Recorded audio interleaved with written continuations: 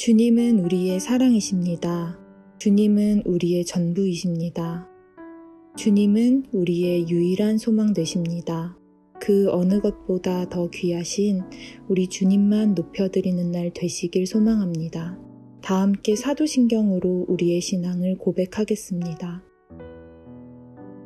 전능하사 천지를 만드신 하나님 아버지를 내가 믿사오며 그 외아들 우리 주 예수 그리스도를 믿사오니 이는 성령으로 잉태하사 동정녀 마리아에게 나시고 본디오 빌라도에게 고난을 받으사 십자가에 못 박혀 죽으시고 장사한 지 사흘 만에 죽은 자 가운데서 다시 살아나시며 하늘에 오르사 전능하신 하나님 우편에 앉아 계시다가 저리로서 산자와 죽은 자를 심판하러 오시리라.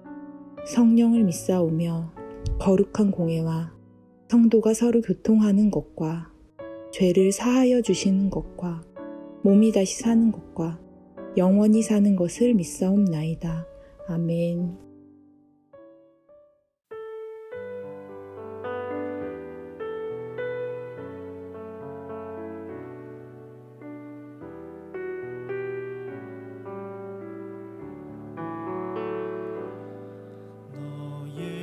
예수께 조용히 나가 내 모든 짐 내려놓고 주 십자가 사랑을 믿어 죄 사함을 너 받으라. 주 예수께 조용히 나가 내 마음을 쏟아놓으라. 늘은 미리 보시는 주님 큰 은혜를 베푸시리. 주 예수의 은혜를 입어 내 슬픔이 없어지리. 내 이웃을 늘 사랑하여 너 받은 것 거저 주라. 주 예수께 조용히 나가 내 마음을 쏟아놓으라. 늘은 미리 보시는 주님 큰 은혜를 베푸시리.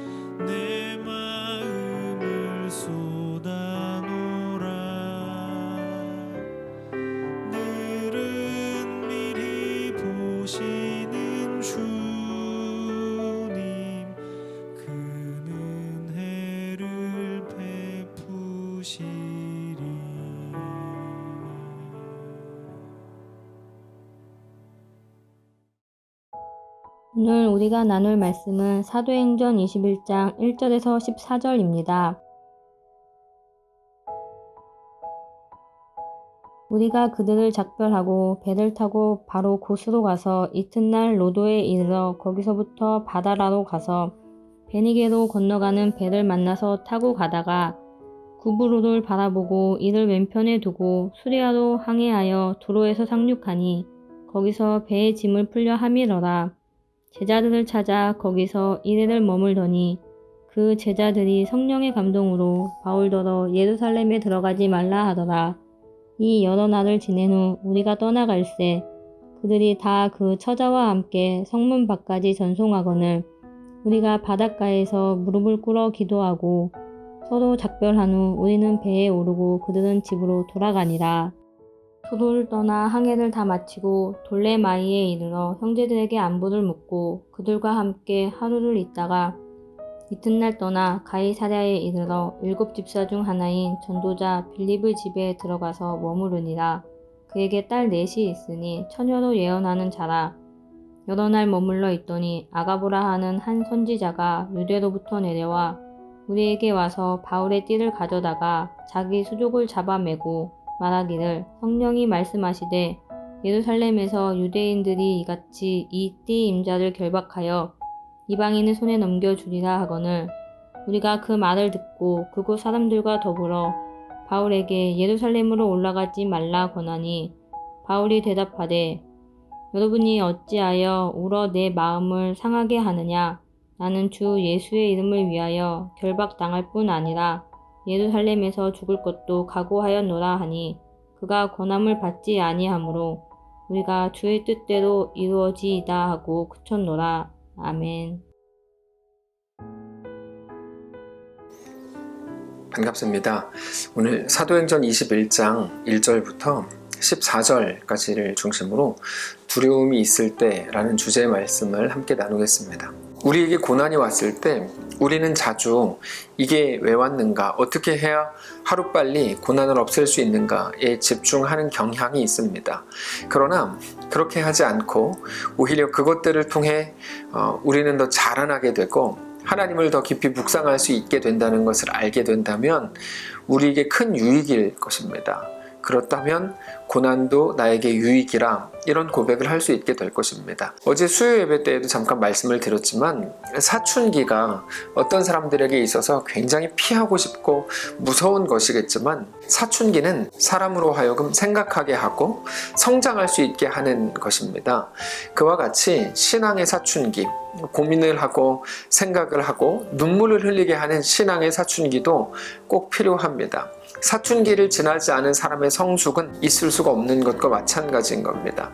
신앙의 사춘기 역시 우리를 자라나게 할 것입니다. 우리는 그 모든 과정, 눈물과 한숨과 기다림과 고민과 묵상을 통해서 우리 삶이 하나님의 다스리심으로 꽉 차게 될 것입니다. 그래서 성경은 우리가 어떤 일을 당할 때 그 원인을 먼저 찾고 그래서 하루빨리 그것에서 벗어나려고 하는 세상의 방식을 거부하라고 말합니다. 그보다 먼저 하나님의 뜻이 우리의 삶과 영혼에 더 유익하다는 것을 알고 인정해야 된다고 말합니다. 그게 성경의 관점입니다. 그리고 그것이 오늘 본문을 통해서 우리에게 말씀하시는 내용입니다. 바울은 밀레도에서 에베소 교회의 리더들과 마지막 당부를 나눈 후에 엉엉 울고 나서 예루살렘으로 갑니다.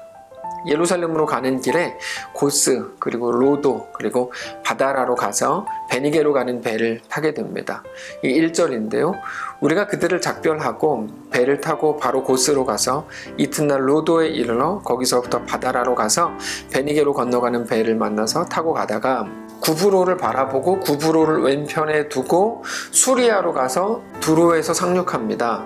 그리고 거기서 짐을 풉니다. 그리고 거기서 제자들, 정확히 말하면 바울의 제자라기보다 주의 제자, 그래서 그리스도인들을 만나서 7일 동안 머물게 됩니다. 3절입니다.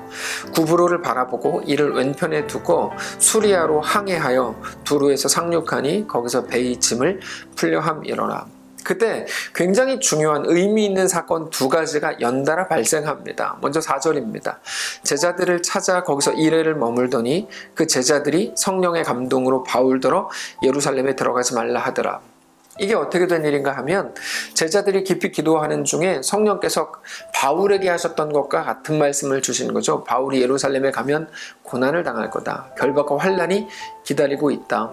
그 메시지를 들은 그들은 바울을 만류한 겁니다. 예루살렘에 가면 위험하니까 가지 마십시오. 적극적으로 만류하죠. 그리고 또 한 가지 사건이 11절 12절인데 우리에게 와서 바울의 띠를 가져다가 자기 수족을 잡아매고 말하기를 성령이 말씀하시되 예루살렘에서 유대인들이 이같이 이 띠 임자를 결박하여 이방인의 손에 넘겨주리라 하거늘 우리가 그 말을 듣고 그곳 사람들과 더불어 바울에게 예루살렘으로 올라가지 말라 권했다. 이렇게 되어 있는데요. 여기서도 바울에게 예루살렘으로 가지 말라 이렇게 이제 권하게 되죠. 같은 상황입니다. 기도하는 중에 성령께서 바울이 예루살렘에서 겪게 될 일들에 대해서 말씀하셨고 그 메시지를 들은 그들은 그러므로 가지 말라고 바울에게 권한 것이죠. 오늘 본문에는 2번이나 걸쳐서 그런 말을 하는 장면이 나옵니다. 그것도 사이비들이 아니라 하나님의 뜻을 아는 신실한 신자들의 말이었다는 것이 큰 의미가 있는 일입니다. 우리가 잘 아는 것처럼 바울은 오늘 본문에서 그런 말을 처음 들은 건 아닙니다. 성령께서는 이미 사도행전 20장에서 바울에게 직접 말씀하셨습니다. 이제 나는 성령에 매여 예루살렘으로 가는데 거기서 무슨 일을 당할는지 나는 알지 못한다. 근데 사실 완전히 모르는 건 아니다. 조금은 안다. 어떻게 알죠? 성령께서 이미 내게 말씀하신 내용이 있긴 있다. 오직 성령이 각 성에서 내게 말씀을 하셨는데 결박과 환난, 결박은 감옥이고 환난은 고통입니다. 그것들이 기다리고 있다고 말씀하시기는 했다. 그 내용이었습니다. 자, 바울도 같은 음성을 들었죠.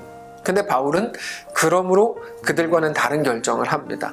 나는 간다 이겁니다. 며칠 후에 또 그와 같은 고백을 했고 나는 갑니다라는 고백이죠. 며칠 후에 또 다시 같은 고백, 나는 갑니다. 고백했다는 것이 오늘 본문입니다. 13절입니다. 바울이 대답하되 여러분이 어찌하여 울어 내 마음을 상하게 하느냐 나는 주 예수의 이름을 위하여 결박당할 뿐 아니라 예루살렘에서 죽을 것도 각오하였노라. 하나님께서는 바울에게 계속해서 어려울 거야 라고 말씀하셨습니다. 근데 그들이 들은 건 가지 말라였죠. 정확히 하나님께서 주신 말씀은 어려울 거야인데 그들은 어려울 거야를 가지 말라로 이해하죠. 이게 우리에게 있는 자주 일어나는 현상입니다. 하나님께서 어려울 거야를 말씀하시고 가라고 말씀하시는 건 뭐죠? 너 그럼에도 갈 수 있겠는가? 라고 하는 도전입니다. 근데 하나님의 원뜻을 이해하지 못하면 우리는 어려우면 가지 마라, 쉬우면 감사합니다가 된다는 것이죠. 그건 그리스도인들이 가진 큰 오해입니다. 하나님께서는 바울에게 어려울 거야를 말씀을 하셨고 그것도 계속해서 말씀하시고 바울은 그럼에도 갑니다 라고 반응하죠. 이 모습을 우리에게 보여주시는 겁니다. 우리의 존귀함이라는 게 무엇일까요? 우리의 가치는 무엇일까요?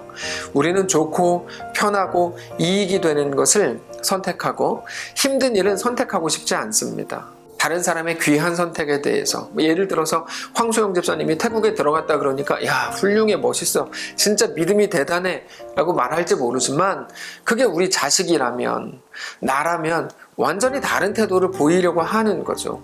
모두가 그래야 된다고 말씀드리는 건 아닙니다. 다 우리 태국으로 갑시다 그런 얘기는 아닙니다. 다만 존귀함과 가치라는 것이 어디서 나오는지 우리가 알아야 된다는 겁니다. 바울에게 끊임없이 성령께서 위험할 거야 어려울 거야 라는 말이 전해지도록 하나님께서 그렇게 두신 이유는 무엇일까요? 도망치라고 하신 겁니까? 그러므로 가지 말라고 하신 걸까요? 그렇지 않습니다. 완전한 도전입니다. 너 그래도 선택할래? 너 그렇게까지 주를 위해 살 수 있어? 라고 물으시는 겁니다. 그리고 나서 너 진짜 하나님을 믿는구나. 너 진짜구나. 너 진짜 하나님이 예수 안에서 행하신 일, 만드신 우리의 삶의 결국을 너는 믿는구나. 그 말씀하시는 겁니다. 동시에 우리에게 그것을 요구하시는 겁니다. 믿음으로써 요구하시는 거죠. 믿음과 기도의 특징이 있다 그랬죠? 근거가 있어야 하고 대상이 있어야 하고 동시에 내용이 있어야 한다. 하나님이 듣고 우리에게 원하시는 것은 바로 그겁니다. 믿음도 믿습니다. 무작정 외치는 뜬구름이 아니고요. 믿습니다 라고 할 때의 그 내용이 중요합니다. 어떤 믿음일까요? 하나님은 그것보다 크다. 그 믿음입니다.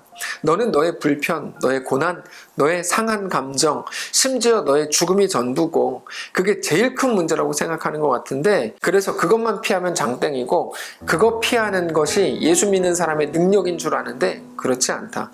하나님은 그것보다 크다. 하나님은 너의 어떤 상처보다 크고 너의 고난보다 크고 심지어 너의 생명보다 크다 이겁니다. 딱 한 번 주어진 우리 인생이라는 기회를 살아가는 동안에 어려움을 피하는 게 우리의 전부가 아니고 담대하게 도전하고 살아갈 수 있는 근거를 우리 하나님께서 믿음으로써 우리에게 허락하시는 것입니다. 에스더라 그러면 위협하는 하만을 피해 다니면서 목숨을 보존하고 내가 얻게 된 힘들게 얻게 된 왕비로서의 지위를 유지하고 그러면서 기도 열심히 해가지고 하만을 혹은 망하게 하고 그게 아니고 죽으면 죽으리이다 그러면서 왕비로서 왕 앞에 서는 게 그리스도인의 능력인 것이죠. 결국에 그리스도인의 능력은 뭡니까?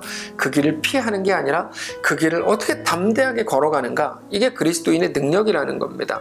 예루살렘에 가면 어려움이 있고 과목이 있고 환란이 있고 결박이 있고 오케이 알겠습니다. 그러나 그거 피하는 게 무슨 영광이겠습니까? 예수를 모르는 사람들과 뭐가 다르겠는가? 나는 오히려 담대하게 그 길을 간다. 이거를 요구하시는 겁니다. 피하는 게 아니라 오히려 믿음을 가지고 가보기로 도전하는 거죠. 나의 가는 그 발걸음이 우리 믿음의 내용이 되는 겁니다. 바울이 그 말하는 겁니다. 13절인데요. 바울이 대답하되 여러분이 어찌하여 울어 내 마음을 상하게 하느냐. 나는 주 예수의 이름을 위하여 결박당할 뿐 아니라 예루살렘에서 죽을 것도 각오하였노라. 그리고 그들은 그 말을 알아들었습니다. 14절 그가 권함을 받지 아니하므로 우리가 주의 뜻대로 이루어지다 하고 그쳤노라. 말씀을 정리하겠습니다. 모든 일들을 대할 때마다 피할 길을 주십시오라고 말한다면 여러분 우리가 이 땅에서 그리스도인으로 무슨 삶을 살 수 있겠습니까? 성도 여러분 하나님이 원하시고 요구하시고 도전하시는 그 길로 갈 것입니다. 그럼에도 불구하고 여전히 우리는 두렵습니다. 우리가 연약한 인간이기 때문에 두려움을 느끼는 것까지는 뭐라고 못합니다. 그것까지 정죄하면 우리는 못 살 겁니다. 그러나 우리 하나님은 언제나 우리에게 우리가 늘 고백하는 믿음의 내용을 요구하신다는 것을 기억하셔야 합니다. 우리가 실수를 하고 우리가 실패하고 심지어 우리가 죄 지은 그 순간에도 우리 하나님은 우리를 떠나시지 않습니다. 우리와 함께 하실 겁니다. 그러므로 여러분 그 믿음을 가지고 오늘 우리 앞에 두신 모든 정황 속에서 오늘 신자로 나아가실 수 있기를 바랍니다. 오늘 우리의 삶을 가장 존귀하고 가장 가치 있고 가장 위대하게 만드실 우리 하나님을 믿는 날 되시기를 바랍니다. 그 믿음으로 하나님의 다스리심으로 꽉 채워지기를 원합니다 라고 오늘 기도하고 하루를 시작하시기 바랍니다. 그렇게 우리의 삶이 하나님께 속했음을 알고 담대하게 오늘을 살아가는 거룩한 주의 백성들이시기를 바랍니다. 한번 기도하겠습니다. 살아계신 하나님, 오늘 우리에게 허락된 이 삶이 우리에게 도전으로 느껴지고 우리에게 조금 과한 것 같은 요구로 느껴질지라도 그 속에서 믿음의 내용을 주님 앞에 살아내고 올려드리는 귀한 삶이기를 원합니다. 하나님 허락하신 이 오늘의 인생 속에서 주님과 믿음으로 동행하게 하시고 주님만을 믿음으로 바라보는 귀한 날 되게 하옵소서. 감사드리며 살아계신 예수님의 이름으로 기도합니다. 아멘. 사랑하는 성도 여러분, 하나님께서 오늘 하루를 또 우리에게 허락하셨습니다. 어디에 계시든지 그 믿음 가지고 승리하시고 주님만을 바라보며 믿음의 내용을 하나님께 우리의 삶으로 올려드리는 귀한 날 되시기를 축복합니다.